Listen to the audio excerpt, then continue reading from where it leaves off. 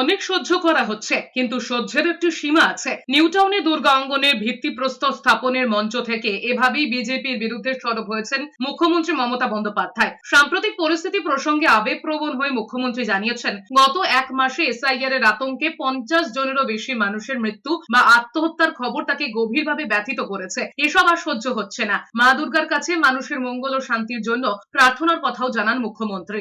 একই সঙ্গে রাজনৈতিক বার্তাও দেন তিনি। সহিষ্ণুতাকে দুর্বলতার সঙ্গে গুলিয়ে না ফেলার আহ্বান জানিয়ে মমতা বন্দ্যোপাধ্যায় বলেছেন, ধৈর্য ধরেছেন, সহ্য করেছেন, কিন্তু সহ্যেরও একটা সীমা থাকে।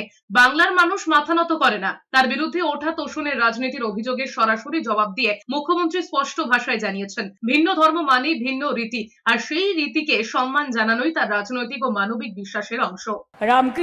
রামকৃষ্ণ পরমহংসদেব বলেছিলেন, একটা সাপ তাকে গিয়ে বলেছিল, আপনি তো আমাকে কামড়াতে বারণ করেন, আমি কাউকে কামড়াই না, কিন্তু আমাকে সবাই খুব মারে জানেন, আমার খুব কষ্ট হয়। রামকৃষ্ণ পরমহংসদেব বললেন, আমি তোমায় মারতে বারণ করেছি, আমি তোমাদের তো ফোঁস করতে বারণ করিনি।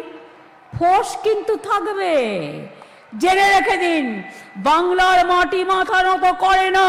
প্রত্যেকটা মানুষের গণতান্ত্রিক অধিকার যেন রক্ষিত হয়, এর জন্য লড়াই চলছে এবং চলবে। আজকে মা দুর্গা অঙ্গনের শপথ নিয়ে বলে যাই, আমাদের শপথের পবিত্র স্বাক্ষরে নতুন সূর্য শিখা জ্বলবেই।